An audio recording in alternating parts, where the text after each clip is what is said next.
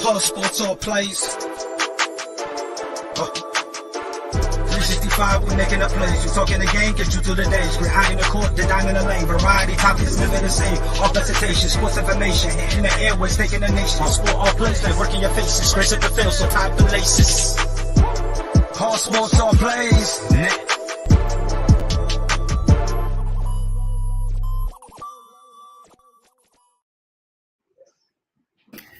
And welcome back to ASAP in the Morning 2.0. I apologize to everybody. Our CEO came on the show and ended the show prematurely. And this is why we really try not to give him too much power in the production side of things, because this is the way it happens. But that's okay. We still love Jay Ness. Jay, we love you. Please don't fire me for saying the truth, but it is what it is. Frankie, what's up? You ready to do this all over? Yeah, let's go round two. I just posted up a link, or not a link, a photo, and I want to show everybody to get their day started. Did you already put it on there now? Happy Finals Day, everyone. Jason Tatum has finally made the NBA Finals. All right, listen, everybody. We're gonna pick up where we left off. We were talking about the NBA Finals and whatnot, and so we kind of wrapped that up with our predictions, and then we're going to kind of segue into some other things. Let's talk about first. I want to kind of talk about Donaldson for a minute. He says, "Hey, listen," he said he's not getting the support from the Yankees. I guess that what he's looking for in this whole situation. Frankie, how do you feel about Donaldson saying that he's not getting the support from the Yankees? It's too bad. I agree with the Yankees. I mean, I know I was talking my trash to Mike Hughes and to Pride because, you know, they're not Yankee fans and I'm a diehard Yankee fan. So I was just trolling them, but I don't like what Donaldson did. You know, it's a racist remark, what he said about Tim Anderson, calling him Jackie Robinson. And everybody on the Yankees don't stand by that. I mean, Aaron Boone was pissed. Aaron Judge was pissed. Juan Carlos Stanton wasn't happy. Everybody wasn't happy. And, Donaldson coming out expecting that, you know, as a Yankee player, you got your team there and they're supposed to stand behind for what you said. But we don't take that crap. I mean, Donaldson, this is your first year with the Yankees, and you're already seeing firsthand that we don't take that. So I don't know what this is, planning out for the future.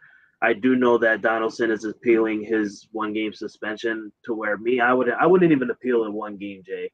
Literally, like if you would have just let that 1 game go, you would be playing today. Like you would have missed 1 game about last week, and you want to go and appeal it. Now you appeal it, and you're wasting about maybe a month of baseball time, depending on when the appeal happens. So I don't stand by it. I stand behind the Yankees, and I agree with what they're doing. They're showing Donaldson, like, change your ways and be different, or we're not going to stand behind you, and you're going to be gone by this 1 year and only play 1 year with the Yankees. And I totally agree with it. And I think what Josh Donaldson doesn't understand is, look, when you do things, if you're in the right, your teammates should stand behind you. But if you're in the wrong, especially with this level of wrongness, it's really hard to expect people to just support you when they don't necessarily feel the same way you do about what it is you said. I don't think you can expect people, regardless of teammates or not, if you come out and make the statement you made, then you just kind of, you got to kind of own that. It's almost like a parent when they have their kid. I mean, a parent loves their kid, but their kid's wrong. They make the kid go and apologize, and it is what it is. I mean, I think it's kind of the same situation here. I mean, you can't expect people to come out publicly and support what you're doing if what you're doing is clearly wrong. That's crazy to me. But anyway, hey, Josh Donaldson, just take your lumps. You apologize to Robinson family. I don't know if you apologize to Anderson or not, but just, learn from your mistakes. I don't know if it's a career ender for you, and just, pick up the pieces and travel on, and don't make the same mistake twice, and I think you'll be fine. And don't expect people to support you if what you're doing isn't support worthy. It is what it is. Hey, real quick, Juan Soto. Juan Soto. Juan. There were rumors about him being on the trade block. That what have you. Rizzo, the general manager for the Nationals, said that is not true. He is not on the trade block. That he is a centerpiece of the Nationals. Juan Soto is 23 years old, and they plan to build around him. Now, Juan Soto is having kind of a down year. He's batting .232 with 9 home runs. So it's kind of a pedestrian year for him. They came out, the Nationals offered him, I believe it was 10 years, somewhere in the neighborhood of $300 million, and he turned it down. So at this point, if you're the Nationals and he just turned down a big time contract, does that pretty much spell the end for Juan Soto, at least, on that terms for Nationals? And does he go into free agency, or do they work it out? He signs an extension. I mean, what exactly are we looking at here? If I was Juan Soto, it kind of shows me what Aaron Judge is doing, right? I mean, Aaron Judge turned down about a $300 million contract to re-sign with the Yankees. And Juan Soto's doing the same thing, and he's doing it as, okay, the Nationals, they're not, Jay, let's be real, the Nationals are not the 2019 Nationals who won the World Series in 2019, right? They're not the same. They lost those key players. They lost a lot of people. And Juan Soto's young. He's young. He knows he's a great player. He doesn't want to be built around. He already wants a team that's already built. He wants to win now. He doesn't want to win 4 years from now. Because when you're building around someone, Jay, you can agree with me, it takes a while to build around one player. Like, you got to, and especially with baseball, this isn't basketball, this isn't football where you can quickly in one off season build around one person. No, that's not going to happen. You got to worry about your bullpen. You got to worry about who's on the outfield with him. You got to worry about who's going to be the catcher, because let's be real, catchers are important keys because they're the eyes who see the stolen bases and stuff like that. So, I mean, Juan Soto don't want to be built around. So what I think Juan Soto's probably going to do, Jay, is he's going to go this offseason. He's going to look around to see who's going to give him money, what team is built differently than the Washington Nationals. He's going to see if he can maybe win or at least reach a playoffs with that team. And then maybe he'll sign a contract with who, it depends. But if he doesn't see it, if he doesn't go to any team and doesn't see what clicks for him, then I do agree, and I think he will re-sign with the Washington Nationals. Now, do I think he re-signs for a $300 million deal? I wouldn't. I would just tell the Nationals, hey, I'm going to sign like a 2-year deal.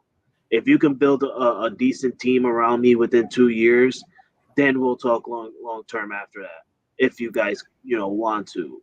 Because let's be real, owners are assholes, excuse my language. But now that the CEO ain't in here, I can say what I want.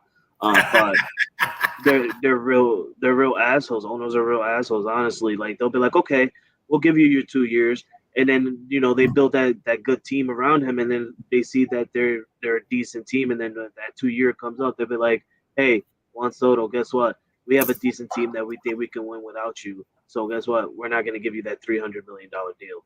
So if I was Juan Soto, I'll see in the offseason which team is good, which team is going to pay you well, and then look at it as, can I reach the playoffs with this team? Because before you even think about reaching the World Series or winning a title, you have to think about, can I reach a playoffs with this team? And then if I reach this playoffs, can I win the playoffs? Depending on who you're facing, can I win the playoffs with this team? So it comes down to that. And if you can't find it, Juan Soto, then return to the Nationals on a short-term deal. Don't go long-term where you are going to be stuck there and struggling yourself and stressing yourself out like, man, I'm losing my young years here to where I can win the World Series early and going to end up becoming a Freddie Freeman, So that's what I think Juan Soto should do. Absolutely. And that's, and again, so basically to that, if we look at the other side of the coin, if you're the general manager of the Nationals and if you're a Rizzo, do you then say, you know what? I offered a guy 10 years, $300 million. He turned me down. He's getting ready to be a free agency next year. should I then say, okay, maybe now I got to trade him to get draft picks to see, if I can still, give some sort of reward before he just walks out on me? I mean, at that point, what are you doing as a general manager? I mean, that's a good question. I wouldn't want to trade Soto. It's too early to think of that. I mean, like I said, Jay, every manager is an asshole. So he's gonna go to the press and say, no, he's our centerpiece. We're not trading him. We think he's gonna stick it out here with Washington. He'll sign a long term at the end of the year. But realistically, you can be correct, Jay. He can say that on camera, but then behind the scene, when the trade deadline come up, he can trade Soto in a surprisingly blockbuster deal. You never know. But for draft picks, that'd be insane. I wouldn't want to look for draft picks for Soto. I mean, you can get some first rounders, maybe a first and a second for Soto, but you want to add in a player as well. I would for Soto, I would want to add in a player as well. I mean, absolutely, yeah. I mean, yeah, and that's my point, though, right? So, but what team would really do that, Jay? Like, who would really give the Washington National, unless they're gonna give him a minor leaguer? And if they give him a minor leaguer, that'll be ridiculous. And Rizzo will look like the dumbest. I don't want to be really rude, but he would look like the dumbest general manager in baseball history to give away Juan Soto. I mean, yeah, you got a first and second rounder, but you got a freaking minor leaguer for Juan Soto. Like, he will be the dumbest general manager in baseball. And that's the thing, though, right? So if I'm Rizzo, I'm probably gonna pull Juan Soto in my office or whatever. We're gonna have a conversation. I'll take him to dinner. I don't know, we'll figure it out. And I'll be like, Juan, look, here's the deal, man. We want to build this team around you. We want to make you our centerpiece. What is it gonna take? What is it going to take to get this job done? What's it going to take, Juan? And if Juan just says, hey, look, I'm done. I'm just out of here. I'm going to finish up my contract, and I'm done. I'm leaving. Well, I think at that point, if I'm a general manager, it's like he's forcing my hand. Now I've got to trade him, and I'm going to obviously trade him for the most that I can get out of him. I mean, that's a foregone conclusion, whether it be draft picks and a player or whatever. If you got to have that conversation. You got to take it there. You got to figure out what is it going to take to get you under contract. And if he just says I'm out of here, well, then now he's forced your hand. Don't you agree? I agree. And it just is what it is at that point. But I think that if I'm Rizzo, I'm not going to be passively whatever. I'm going to go after Juan and we're going to have this conversation and we're going to get it hammered out. You know what I mean? Especially if that's your centerpiece. I'm definitely going to get this hammered out. I mean, if I was Rizzo, I would sit him down, take him out to dinner, sit him down, go for a nice, fat, juicy steak, right? Because every man loves a good steak. So that's true. That's true. We do. Seriously, I love steak. And BJ Day. So take him out for a nice, fat, juicy steak.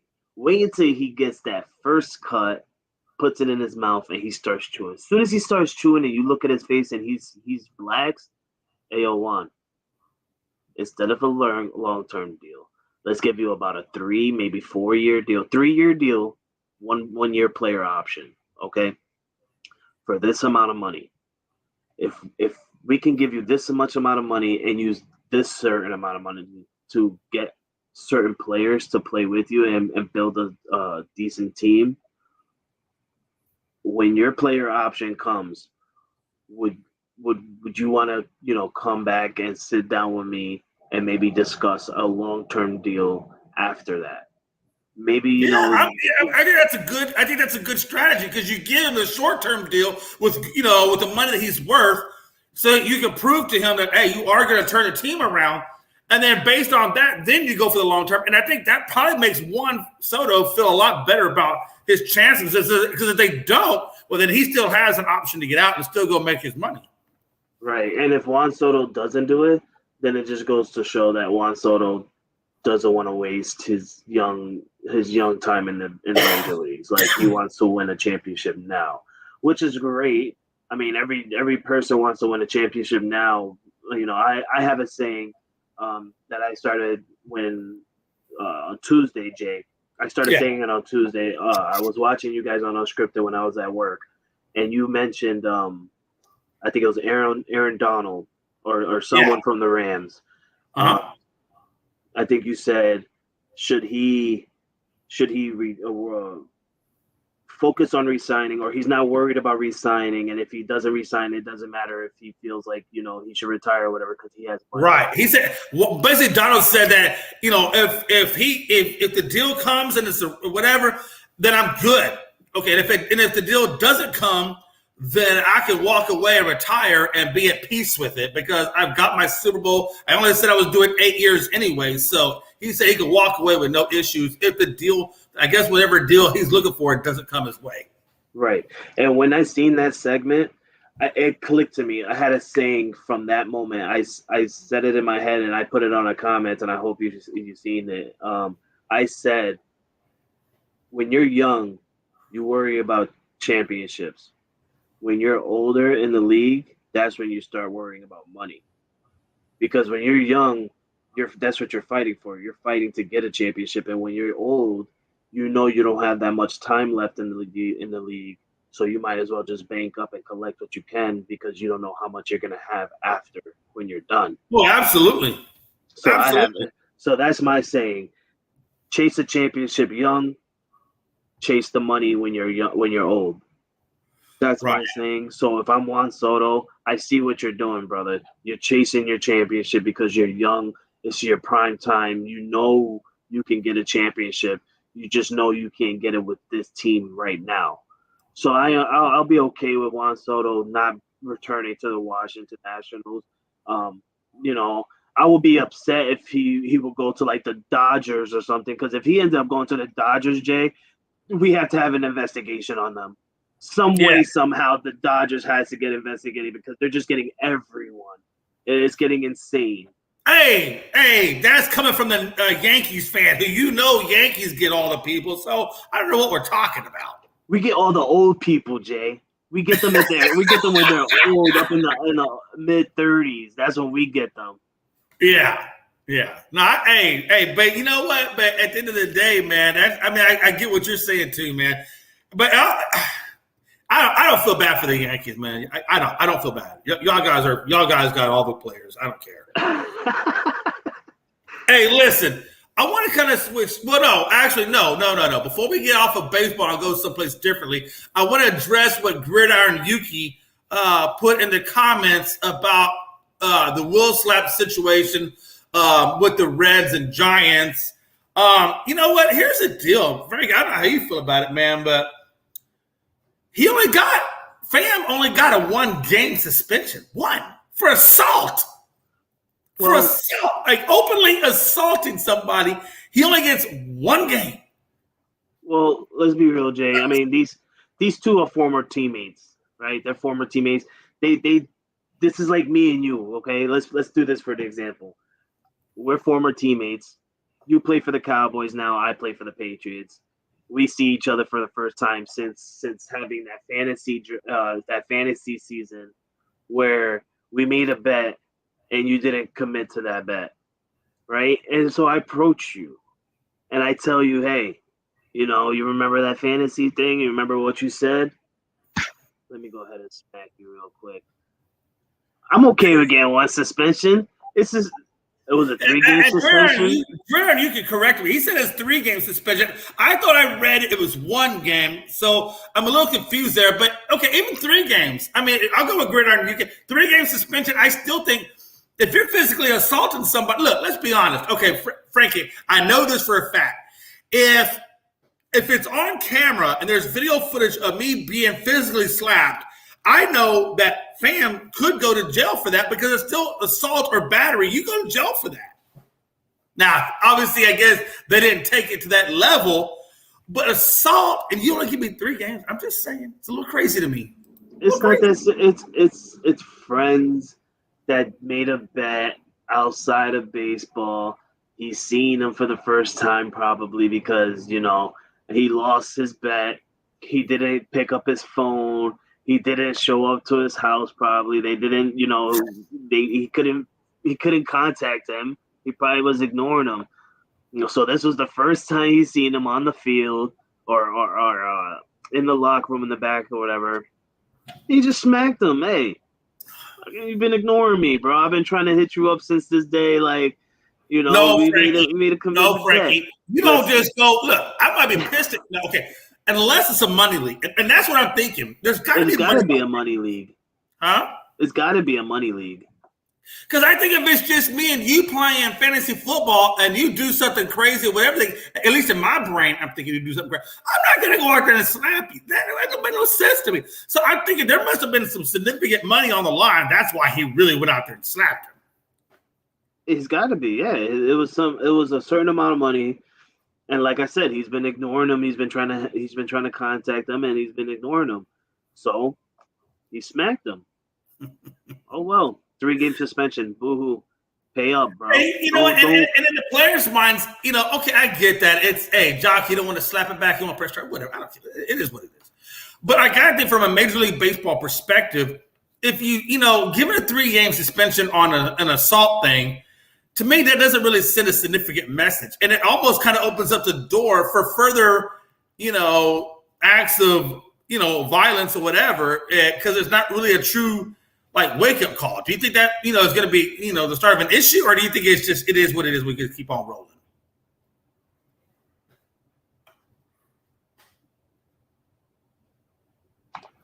Sorry, I'm back.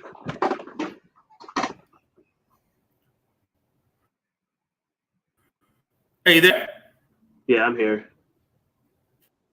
Hey, so what I was saying is, so if Major League Baseball gives out a light punishment for assault, do you think that opens up the door for more issues of assault because they know it's not going to be a big thing, and maybe that's opening up Pandora's box a little bit? Oh no. I definitely think that baseball, if they see more assaults, then it'll definitely get into something serious. But I don't think this is something serious. He probably didn't even smack him that hard. They're just throwing 3 games at him to just show hey, you can't be putting your hands on another player, no matter what is going on outside of the league. But maybe baseball asked what's the guy that did get smacked. Maybe they asked him, hey, was this a serious thing? Should we be worried? Should we investigate? Should we suspend him longer? What? They probably told him we're gonna give him 3-game suspension. Is that okay with you? He probably said, yeah, that's fine with me. 3 games is cool. It wasn't that serious. It wasn't a real harsh slap. It was just a little normal slap like a friend will do. If it was something serious, if he clocked his hand back and actually went for a slap, and my man had a mark on his face or he bruised him up or something, then we'll be talking something different. Maybe there'll be an investigation. Maybe he would have got a longer suspension term. We don't know. But for a 3-game suspension, it just goes to show that he probably didn't even have a hard slap. So Gridiron puts up there, Fam did say that Jock was playing with his money. No joke. And Jock said something that he didn't condone with. So now it makes sense. I think they went out there. I think Fam, confronts Jock about, the whole confrontation, the whole issue. And I think that Jock said something to Fam in retaliation that Fam probably didn't like, and that's probably when that slap occurred. Now that makes a little bit more sense as to why there was a slap there. I don't know what Jock said, but it must have been something pretty not so nice that Fam decided a slap was warranted. I would have smacked someone to playing with my money. You better pay up. We're baseball players that get millions of dollars. Hey, money will make you do that now. Money will make you do that. Especially if it's hundreds of thousands of dollars, because these are $1 million players, Jay. They're not cheaping up let's bet $500. No, they're betting at least $200,000 on fantasies. So you better pay up that $200,000, G. Man, $200,000, that's a lot of damn cash flow, man. To the point where Mike Trout says, I was gonna say, you bet me $200,000 in a fantasy league, I'm drafting the top class. I swear to God, I will go undefeated. I wouldn't be playing I will go hard, Jay. straight up, I will go hard on a $2,000 fantasy league. I will go insane.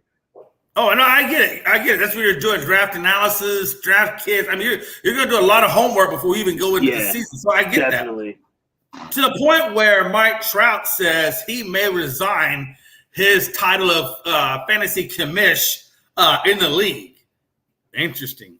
So it's going to be interesting to see where these friendships go from here. Mike, hey, if you want to come join my fantasy football team, you can, man. Or fantasy league, you can, man. We'd always love to have you. Fan, we'll bring you in too. Jock, we'll bring you in, but don't be stashing players on the – no, I'm just kidding. You can do that if you want. Put people on your IR. Put people on your IR. I mean, that's what they give it to you for crying out loud. I don't see how you can cheat that, but it is what it is.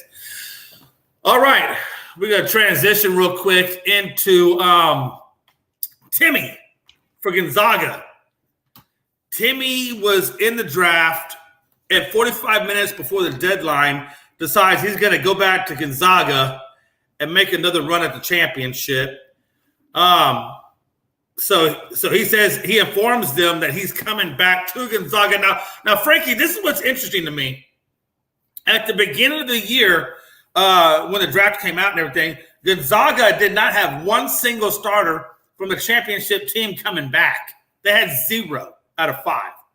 Now, Timmy said he's coming back, so that gives him 1. Now, Chet Holmgren and Andrew Nebhard, they are both gone. They're done. But Razor Bolton and Julian Swather are coming back. So out of the 5 starters that they originally had lost, they got 3 of them back to include Timmy. And now they're basically being put into the conversations of national title contenders once again, and to the point where they even have a couple of transfers, especially the primary transfer, Malachi Smith, which was a Southern Conference Player of the Year from Chattanooga, is transferring in to be, or was going to be the replacement for Timmy, but now he's just going to be on the team. It looks like they're in talks to try to get him there. It's not official yet, but it looks like he may come there. What do you think about Gonzaga, man? I mean, and Timmy, I mean, they haven't gotten a title. You know, are they, you know, do you think they get a title this coming year? No. I'm sorry. No. I'm watching TV right now, ESPN. But no, I don't think that they're gonna win a title. Definitely not. They got 3 other 5. That's good. Next man up for the missing 2. That's what I look at. But I don't see them winning a championship. I think Timmy went back to Gonzaga because he knew that he probably wasn't going to get drafted into the NBA. I mean, let's be real. He could have got drafted. I mean, he would have been in there. But I think, you know, he probably looked at it like, I'm not ready. Let me go one more year. Show the NBA what I got. I want to be a higher draft pick. I want to be at least a top 5 draft pick. So let me go ahead and go back to Gonzaga. Honestly, I don't think they're going to win a championship, Jay. Yeah, I mean, and I know they brought in a couple of other 5-star recruits as well. I believe one of them was LSU transfer, Efton Reed. And I apologize. I said Malachi Smith earlier. It's actually Efton Reed that they brought in from LSU that was supposed to be Timmy's replacement. They also brought in, or they brought back former 5-star recruits Nolan Hickman and Hunter Salas, and they were on the reserve. Now I guess they're gonna get more of a prominent role. So they brought back some promising 5-star guys to team up with the 3 starters that they brought back. So I don't know, man. I mean, hey, look. Don't they have a new head coach? I do think no. I think they still have the same head coaches last year, don't they? Or did they bring in somebody new? I thought he left. I don't know. No, I'm not tracking that he left. I'm tracking it's still the same coach as last year. I'm not tracking anything differently. If anybody in the comments knows that, let me know. But I'm under the impression that they're bringing back the same coach as they had last year. So Gridiron Yuki is changing the subject, but that's okay. I think it was pretty much done with the Gonzaga thing anyway. It's going to be interesting to see where Gonzaga does do it. I mean, Gonzaga, God, they don't have a lot of – they don't have no national championships, but they really do put good competitive teams on the floor. So I am kind of curious as to see if they can come back to the Final Four and then try to go for a title once again. What is your ceiling and floor predictions for your NFL teams? Okay, Frankie. Yeah, they still have. I'm going to get mine real quick. I'm not really all that long. And then and then I have a question. I got a question for you, Frankie. It's actually going to be a topic on tonight's Unscripted show, but I'm going to give you the same question because I want to kind of see where your thought process goes with that question. As far as the Cowboys are concerned, we didn't improve on any place that we needed to improve upon. We lost Amari Cooper. We lost Lyle Collins and a few of the guys in the offensive line. We lost Randy Gregory off the defensive line. You got turn like Jeremy Green said earlier. You got turn and burn. Trayvon Diggs will either get the interception or get burnt doing it. So our secondary is kind of suspect. Our running game is kind of suspect. So I don't have a lot of faith, honestly, and I love my Cowboys, but as a realistic person, we're going to be competitive, but I don't have any Super Bowl aspirations whatsoever for this team. And if they surprise me, well, then they surprise me, but I just don't have them Super Bowl aspirations this year. I'd be lucky if we can just get to the wild card, I think, at this point. I think the Eagles are probably going to come out of the East, and I think the Eagles they should do pretty well considering the upgrades that they've made. So I think Eagles are going to be a lot more competitive out of the East than the Cowboys will be. Frankie, my question to you is this. Bart Scott says that on paper, the New York Jets roster is twice as good as the Patriots. Hey, look, you can't make it up. That's what the man said.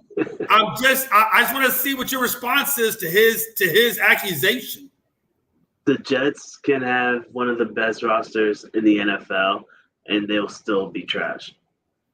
It really don't matter. The Jets are like the Lions in the AFC, right? So it really don't matter. They can literally have the best team in the whole league and still be trash. Like, I don't care what anybody says.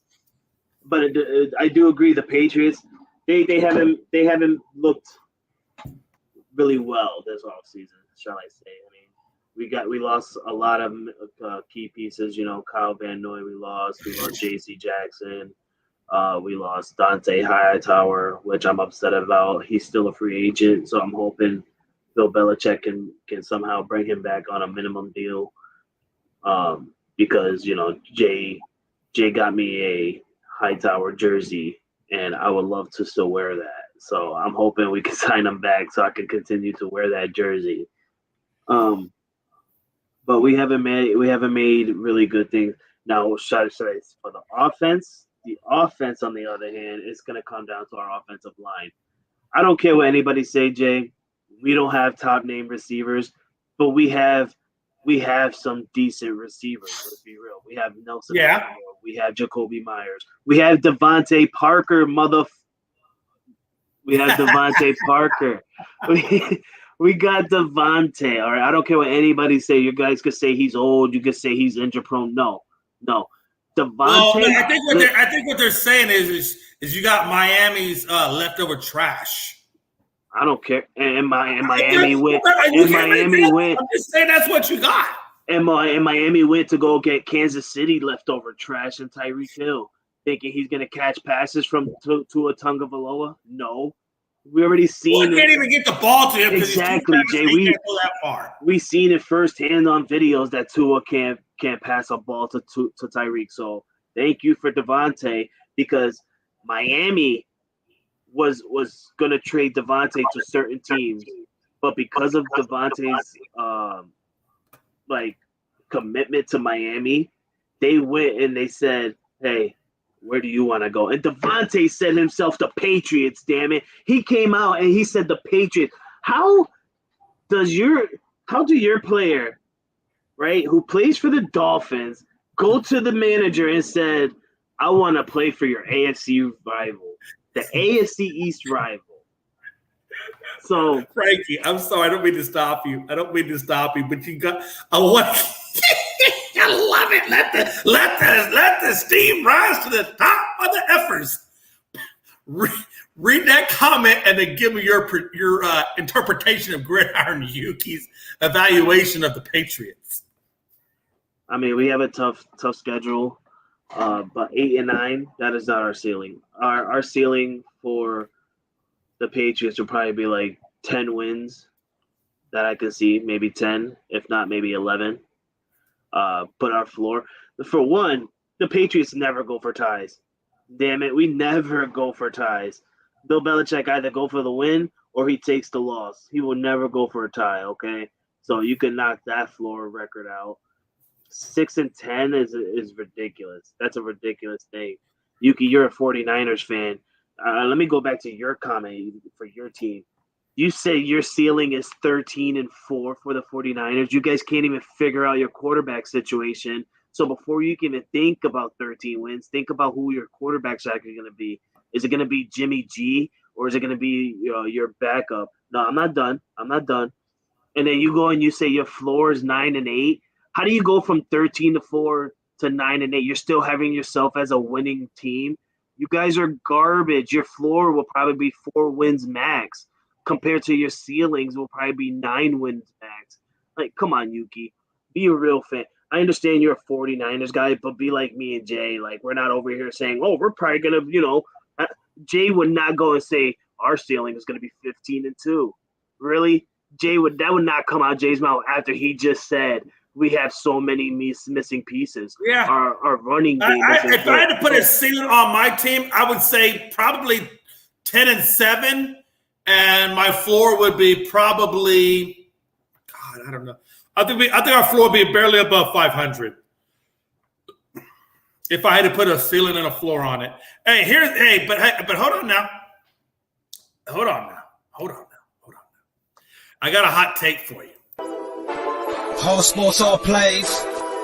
365, we making up plays. We talking the game, get you through the days. We're high in the court, the dime in the lane. Variety topics, living the same. All presentation, sports information. In the airways, taking the nation. All sport, all plays. Okay. Hot take. And I hope Frankie is not too upset me when I say this. But my hot take is this. And to answer Gridiron Yuki on the ceiling floor, the whole thing with that, I'm going to sell it in one brief statement. The New England Patriots will finish in 3rd place in their division. I got Buffalo at 1, Miami at 2, New England at 3, and I'm going to tell you, the only position on the roster of the Miami Dolphins that is lacking is the quarterback. But if Tua can show up and make disbelievers of us, Miami is going to be very, very difficult to beat because they are literally better at every position than New England, with the exception of the quarterback position. I still got Mac Jones at that level. But Patriots are going to finish 3rd in the division. And I'm going to now go to Frankie and see what he thinks about my hot take. That was the stupidest hot take you can ever say. This is dumb. That was just dumb to say. Jay, you're so deep down inside. That's why you're laughing so hard. You just want to. No, hey, listen. I'm just saying. Let's see what the comments say. No, Jay. Deep down inside that Miami is not going to finish 2nd. They're not. Who's their head coach again? Not Brian Flores. Hey, and you know what? And that was really kind of dumb on their part. I think McDaniels will do a good job, but he's not a Brian. I think Brian Flores was the right guy for that team, and they just let him walk away. Who's their head coach for Miami? It's McDaniels. Josh McDaniels? No, not the other McDaniels. Oh, well, it really don't matter. Does it? There's two McDaniels. I know that was going to confuse me too. You got Josh McDaniels, and then there's another McDaniels which came from the 49ers, the offensive coordinator. Even worse, I can't remember his first name. There goes right there. He came from the 49ers. You don't have to say nothing no more. Miami might even finish dead last because of that. That's just insane that they got a 49ers coach, because the guy that they got for the Jets for their 49ers defensive dude did so well last year that, they went and Miami said, hey, let's go and get a 49ers quarterback because the Jets got one and they did well. So maybe we can do better. Please. But just tell me, okay, outside of the quarterback position for Miami, what other position does New England have over them? Our running game is way better than theirs. Really? Who's your running game? We got Damian Harris. We got Ramondre Stevenson. We have James White. We got the two rookies that we just got this year. And we got J.J. Taylor. Hold on, come on now. So what you think you have, you think that what you have is better than Chase Edmonds, Raheem Mostert, and Sonny Michel. Because that's the three. That's the three running backs on the Miami Dolphins. Yes, because Sonny Michel is a former Patriot. We know how he plays. Plus, he's a third stringer. Chase Edmonds ain't shit. Literally, he ain't nothing. Thank you. See, we are going to be second. I will take that. Honestly, we would be second, and the Bills would be first. I mean, hey, listen, I get it. I do agree. You can make a good position, but it's not hot take worthy. Hot take worthy is knowing what Miami has and knowing the one weakness that they have, but still believing that everything else around them, because we saw what the 49ers did. The 49ers did not have a good quarterback in Garoppolo. I'm sorry, Garoppolo, but their team around Garoppolo was able to take care of the mistakes of Garoppolo and get them all the way to the conference finals. And I think the same way is going to be for Miami. Yes, the weakness is at quarterback, but they have so much other talent around him that it can kind of mask those issues. Just saying. Whole sports, all plays. 365, we making up plays. You talking the game, get you through the days. We're high in the court, the dime in the lane. Variety, topics, living the same. All presentation, sports information. In the airways, taking the nation. All sport, all plays. What's going on, everybody? Your boy, Frankie C here. Frankie Foxborough coming out to let Jay know what my hot take is, okay? Are y'all guys ready for this? Because I got a sexy hot take. It's so hot that when you lick your finger and put it to your booty, it's going to be steaming. That's how hot it is. Are you guys ready? The Dallas Cowboys will finish dead last in the NFC East because the Giants are better than them, the Washington Commanders are better than them, and the Philadelphia Eagles will win that division. The Cowboys will be the laughing stock of the NFL in 2022, 2023. They will be this year's Detroit Lions. That is my hot take. Take it to the bank. I said what I said. I mean it. Frankie Foxborough out. You're so immature, but I love you. You're so immature, but I love you. I love you, but you're immature as fuck. Take that hot take to the bank. Hey, listen, I agree Jimmy G is not reliable, but our run game is. And it's true, your run game is reliable. I get that. That's why I say 13-4, but mostly Wait, hold on. 9-8 is probably more realistic. Jay, who's their run game? Because their run game was Debo, and Debo don't even want to show up to the team. No, they had the Mitchell, too. Mitchell was a good running back. He did well for them. I mean, it wasn't just Debo. Well, Debo was a big part, but they had a good run game as well. So I'm not going to take that. Matter of fact, that's, like I said, that's one of the mistake cover-up for Garoppolo was their run game and Debo. I mean, and their defense. I mean, there's a lot of things that they could mask over and get where they had to go. So much kudos. But again, Frankie, I'm okay with going dead last. You know why? You know why I'm saying that? Because sometimes you got to take a step back to go 10 steps forward. And if I can go back and get that first round pick, the number one pick, and I get the best overall, well, then I guess I get an upgrade. Yeah, I'm not going to lie, Jay. It kind of felt good. It sucked when the Patriots had that one horrible season with Cam Newton. But it kind of was a reliever because this was the first time literally in like 20 years, Jay, where I got to witness the Patriots in the top 15 of the draft. Like, they weren't in the little 20s like we normally are. We weren't last because we won the Super Bowl, whatever. We were top 15, and it felt good because we got Mac Jones out of it. You never know. And I agree with you. Sometimes you do have to be bad in order to get great. You have to get dead last to get a high draft pick, to look at the future and be better in the future. You can't always look in the past. So that's what I look at it. Right now, the Patriots, like, we're not the Patriots we were in the dynasty of 2020 to 2020, 2000 to 2020, right? We were in the same. So, but we're going to be different because it's Mac Jones time. Mac Jones lost that weight. He grew that arm strength. He got Devontae Parker. He got Jacoby Myers. He got Nelson Aguilar. He got Judon Smith. Or Jonnu Smith, sorry. I was looking at the comment up here about Judon and McCourty. He got Jonnu Smith. He got Hunter Henry. Don't sleep on Mac Jones and the Patriots offense, ladies and gentlemen. You guys slept on them last year. You guys were like, yeah, the Patriots spent so much money. They're not going to do nothing. But we surprised everybody when we beat the Buffalo Bills when Mac Jones only threw, 4 pass attempts and completed 3 of them. History, GOAT status. You're never going to see a quarterback do that again. Throw for 4 passes and complete for 3 and get the WJ. Not even Dak Prescott could do that. And where did you wind up in the playoffs?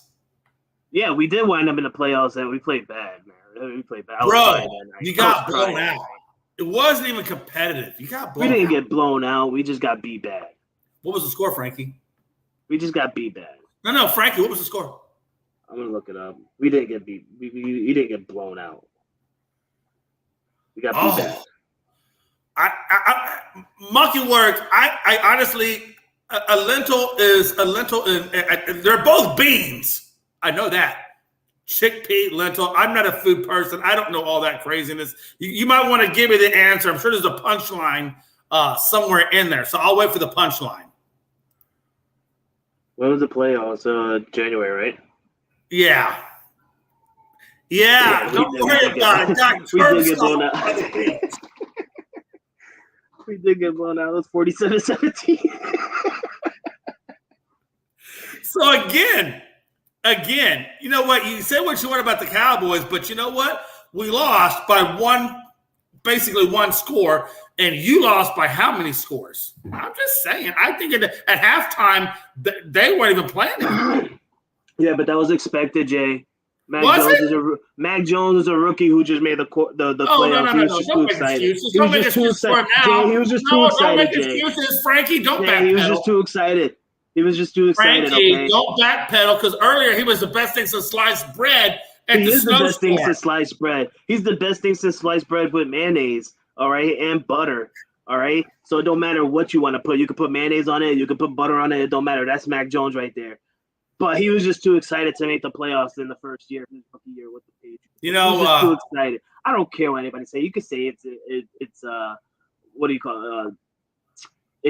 Excuses. I don't care. You can say it is an excuse. But I know my team. I know my quarterback, damn it. He was just too excited. Now this year, he's relaxed. He was smiling last year, Jay. He was smiling. But you know what he had this year? He has a serious face. And he went out and he said, this is my team. Jay, Mac Jones, in 1 year, came out and said, this is my team. This ain't Bill Belichick's team. This ain't Tom Brady's team anymore. This is Mac and Cheese team now, baby.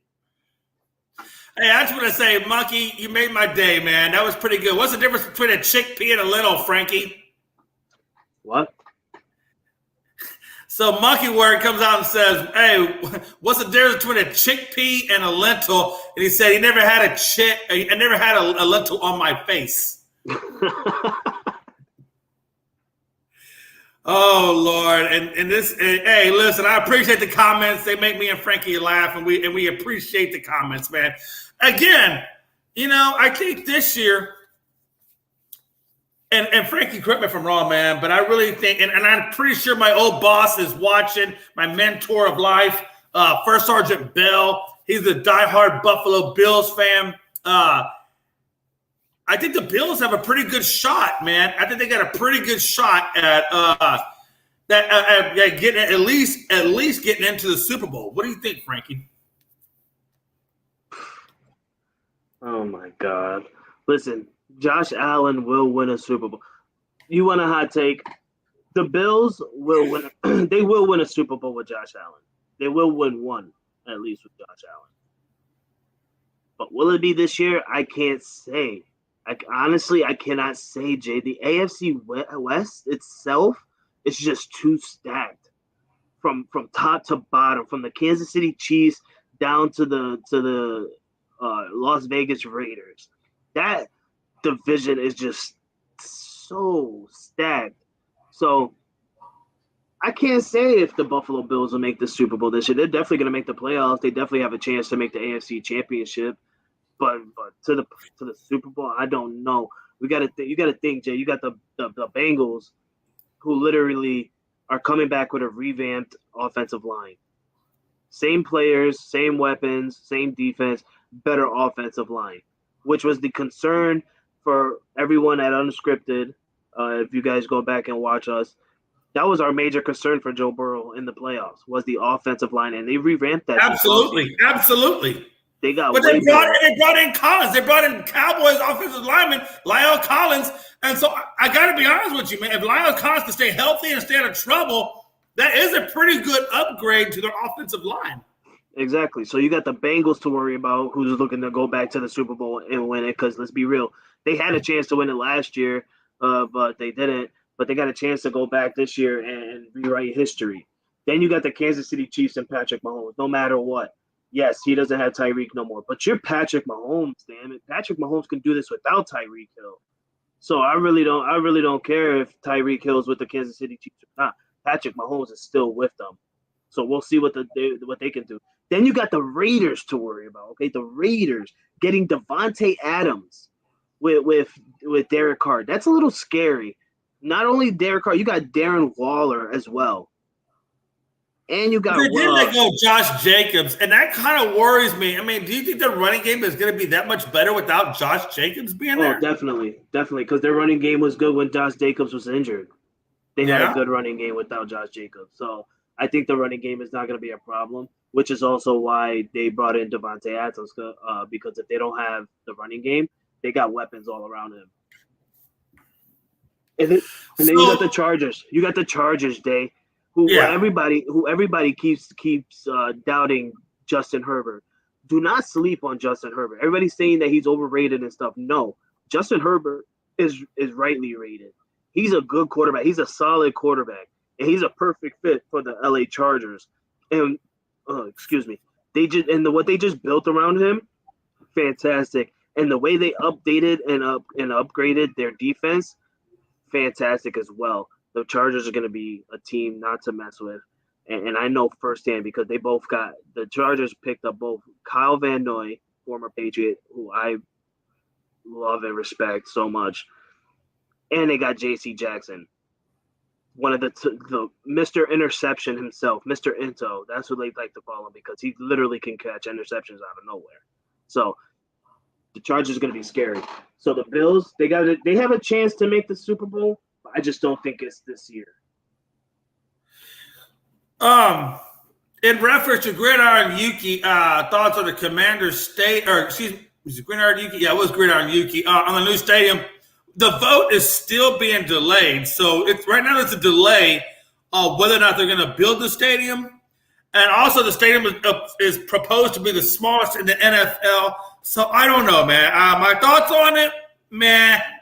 I don't think anything great's going to come out of it because it's a smaller stadium and the vote's being delayed. I think eventually it probably does get built because RFK is old, but I don't really put a lot of stock into it just because it is going to be a smaller stadium. But yeah, I think dome stadiums are becoming more the trend, or at least the retractable roof is becoming the new trend, which is a good trend, honestly. So, Commanders. Gridiron, again, got a joke. Fish tastes better than peanut butter. He goes on to say jellyfish, okay, kind of, sort of. Not really as good as monkey breaks, but still, hey, fair enough. He goes, you guys talking Madden? I said, yeah, we can talk some Madden. Hey, So Madden's going to be on the cover, Frankie, of the video game this year, and I think it's a good tribute to Madden and his passing, obviously not that long ago.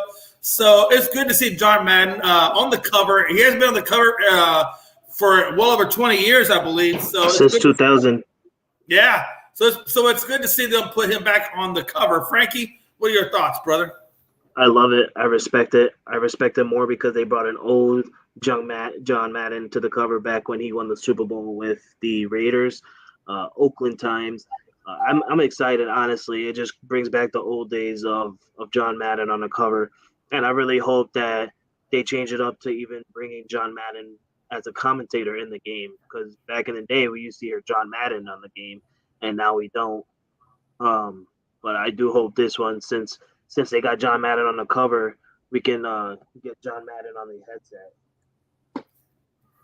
Yeah, absolutely. And we go on to basically say Monkey Wrench comes in at can you give a shout out to my bud Tim? 5 years ago, he came out of the room, that tear streaming down his face, and yelled, "It's a boy." A day he'll never forget. He's never gone back to Thailand. Well, congratulations on your boy, man. Hey, congratulations on your baby, man. We appreciate that, brother.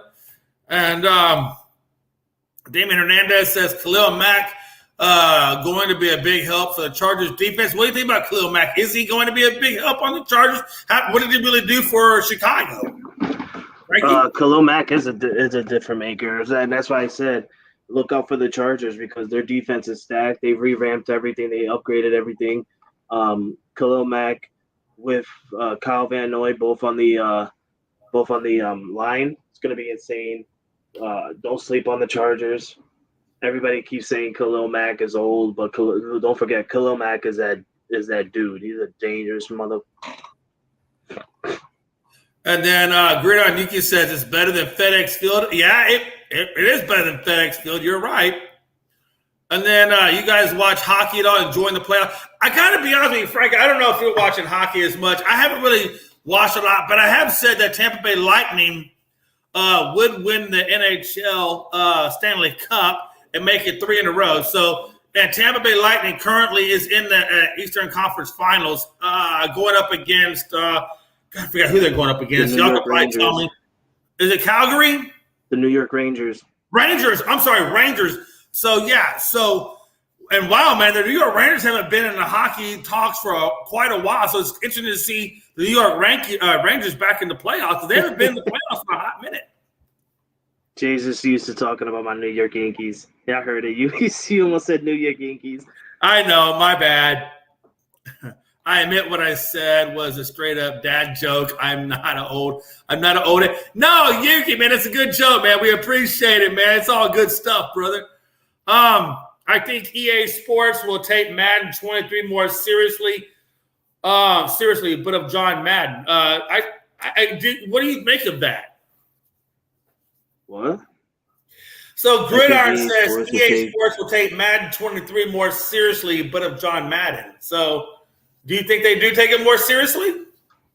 Because I guess what he's saying because of his passing. Because it says because not.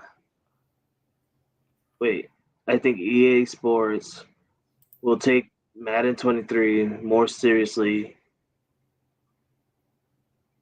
because of John Madden. Yeah, I think that's what he's saying. Because. Oh yeah. Yeah, so it's because of them. Yeah. So yeah, and I think because of his passing, they probably do take it more seriously. Yeah, they're definitely going to take it more serious. No doubt. Sleeper team for AFC and NFC. That's a good one. Frank, I think my sleeper team is going to be Miami. I do, man. I feel like the only weakness I see in that team is the quarterback. But if he could come out there and prove himself, then they could be formidable. So I got Miami for the AFC. And as far as the NFC is concerned, I'm going to go Chargers, man. I think Chargers, what they've done on the defensive side of the ball and what Herbert can give you, I'm going to have them as my sleeper. So I got Chargers and Dolphins as my sleepers. Who do you got, Frankie? Yeah, but he said AFC and NFC. You said two AFCs. That's right. Chargers are. That's right. Damn, Chargers are in AFC. God, I guess for some reason I had them as NFC. I'm gonna go Eagles. I'm gonna go Eagles because I feel like I want to still see what Justin or I want to see what Hurts brings to the team. He got them to the wild card. Now he's got some weapons and some upgrades on defense. I'm gonna go Eagles.